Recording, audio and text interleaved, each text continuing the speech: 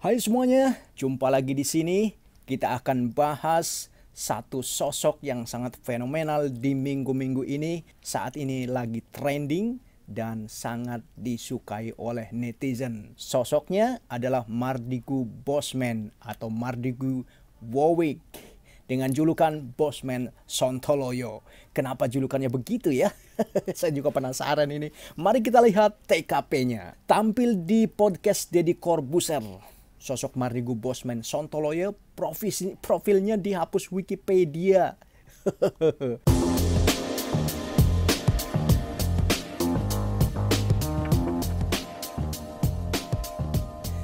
Sosok pengusaha Mardigu Warwick atau yang berjuluk Bosman Sontoloyo muncul di podcastnya Deddy Corbuzier pada hari Selasa kemarin. Kemunculan Mardigu di acara Deddy Corbuzier itu tersebut tak lepas dari masukan dari banyak warganet. Seperti diketahui, Mardigu Warwick sangat populer di YouTube. Video-videonya dikemas dan mengundang jutaan viewer. Terlebih saat pandemi corona, analisis-analisis Bosman cukup digemari warganet di Indonesia. Di podcast Deddy Corbuzier, Mardigu kembali membahas soal fenomena di balik virus corona. Oke? Dan inilah fakta-fakta tentang beliau.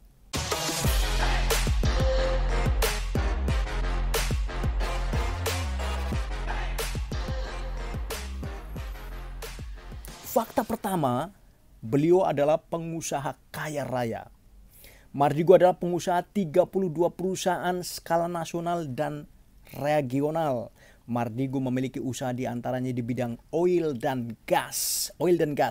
Pendapatan Mardigu di bisnis ini mencapai 200 juta US dollar. Mardigu adalah pemilik dari Titis Sampurna, Empora Gaharu, dan Narapat Mine dan Mental Clinic. Bahkan disebut-sebut Mardigu kalau dia mematikan aliran gasnya ke Singapura, maka separuh negara itu akan gelap gulita. Begitu hebatnya perusahaan beliau. Well, fakta yang kedua.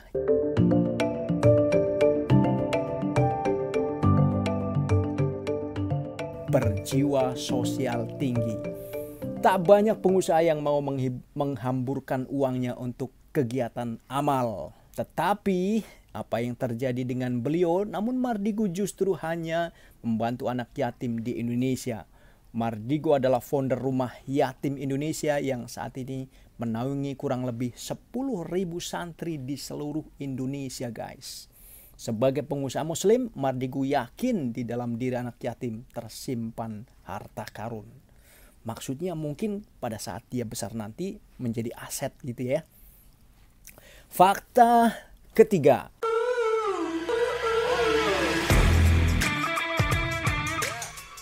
Pakar mikroekspresi ternyata. Wow, mungkin sebagian besar orang mengenal Mardigu sebagai seorang pengusaha. Namun siapa sangka jika latar belakang keilmuannya sebenarnya adalah seorang pakar mikroekspresi.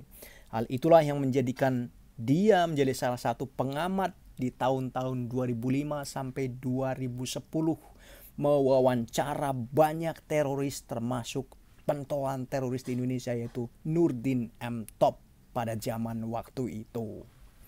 Begitu ceritanya, guys. Dan ini fakta yang keempat.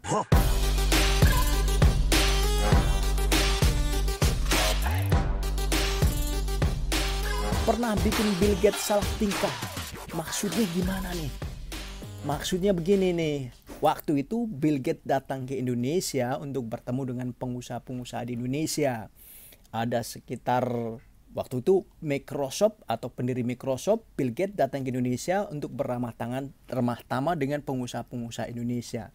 Nah, di momen itu karena Pak Mardigu Warwick ini salah satu orang yang beruntung juga ada di kumpulan itu. Dia bertanya begini, "You could never be like Andre Carnegie." Demikian pernyataan Mardigu. This very iconic statement. I read it few times about this question. It's make me uncomfortable. Kata Bill Gates.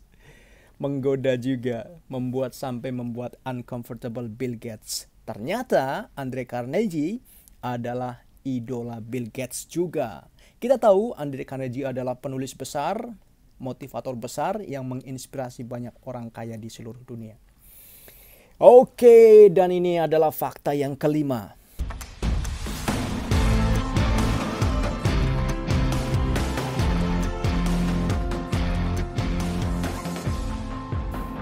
Dalam pandangannya, Mardigu mengaku anti IMF dan Bank Dunia.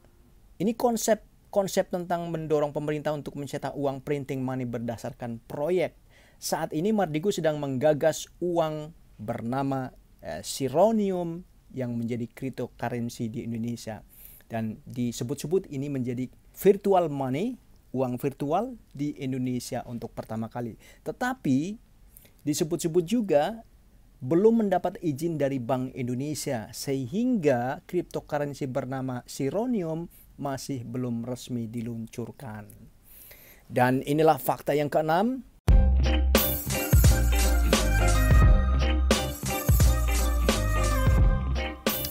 Helmi Yahya menyebut Mardigu sebagai sosok yang lengkap. Pasalnya tak hanya sebagai pengusaha, pria asal Jawa Timur ini juga seorang motivator dan penulis buku. Lengkap memang, motivator, penulis buku, dan pengusaha sukses. Sederet buku Mardigu memang berbicara tentang bisnis. Salah satu karya yang jelas adalah Sadar Kaya. Saya akan baca itu buku. Saya akan cari di pasaran. Nah, sekarang adalah fakta yang terakhir, fakta yang ketujuh.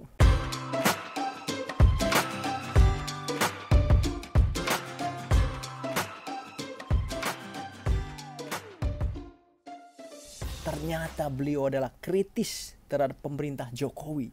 Kenapa ya? Padahal menurut saya Pak Jokowi fine-fine aja. Atau karena saya nggak tahu apa-apa ya. Saya tidak tahu tentang ekonomi, saya tidak tahu tentang apa. Tapi beliau itu adalah seorang yang mengerti ekonomi. Mungkin garis kebijakan ekonominya kurang cocok dengan beliau. I don't know. Saya bukan siapa-siapa. Makanya tidak dibahas di sini.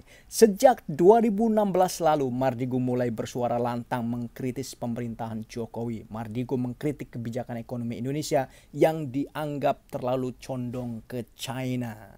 Yes guys, memang kita punya dua poros China atau poros Amerika. Salah satu kementerian yang dikuliti Mardigu adalah Kementerian BUMN yang saat itu dipimpin oleh Rini Sumarno.